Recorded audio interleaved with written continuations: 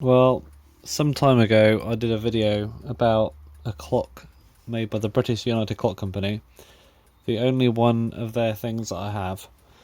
And I was, looking for ages, but the pin was missing off the pallet, and I didn't know how to fix it. Well, recently, I think yesterday, yeah, it was yesterday, or was it Monday? I don't remember. I think it was yesterday. It's Wednesday today. Um, I finally fixed it because I was experimenting with all kinds of stuff, and then I finally got the rest of the pin out by just filing around it and just pulling the stub out because I had to reduce the brass around it, otherwise I couldn't get to it because I couldn't push it through the other side because it was all like hammered over. So I got it out and I replaced it with another pin, and after some tweaking, a lot of it, I managed to get it working. So that's pretty good.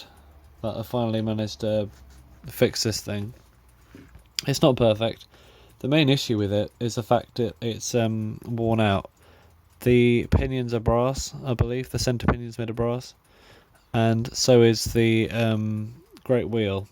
And as a result of that, plus it's like 110 years old or something. The teeth are worn out. If I was going to do anything about it, what I'd probably have to do is find another one that wasn't worn out and swap the parts over. There might be a way of making new wheels for it, but that's not something most people can do. But I think for what I have at hand, it was a success.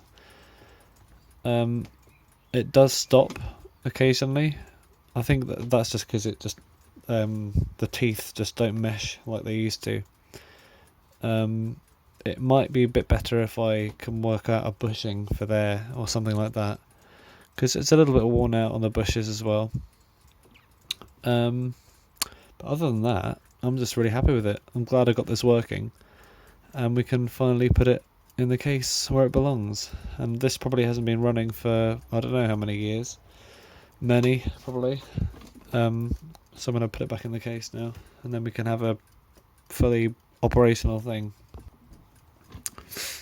The hands are a bit of a pain. Might need to hammer the hands on, but I'll see how we go. So that's the movement.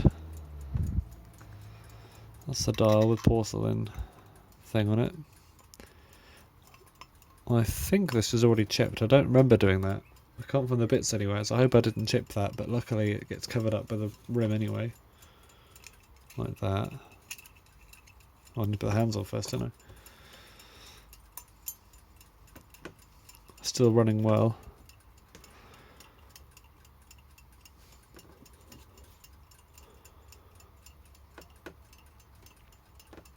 Alright, I'm going to pop that on with the hammer because it just doesn't squeeze on quite well.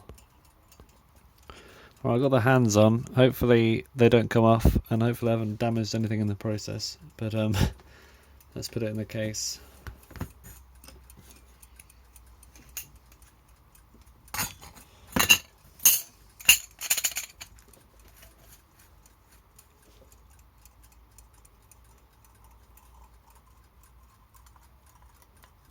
I like to do it this way up actually because the dial's not held on.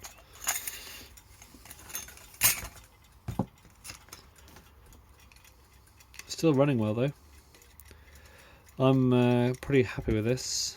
I know it's going to probably stop in the next half an hour because it's so worn out, but considering it wasn't capable of working before, I think it's alright.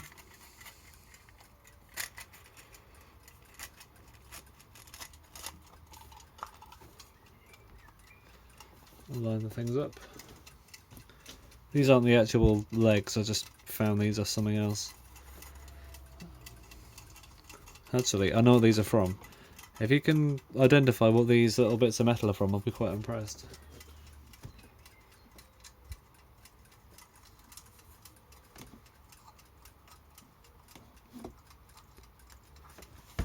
There we go. There wasn't a back on it when I got it. I don't know if I can make one out of something, but it was just a bit of brass, I think. with all the relevant holes on the back. So let's set it to the time, which is 3:40, and it does keep time seemingly until it stops, and therefore it doesn't. But let's wish it luck. The BUCC clock, Victor movement, I think it's called, but still working. I'd love to, the next step. I'd love to find just another one of these, another British United Clock Company clocks, because they're not rare. They probably did really well in their time, but it's been a long time since they made them, and I just have been quite unlucky with acquiring them.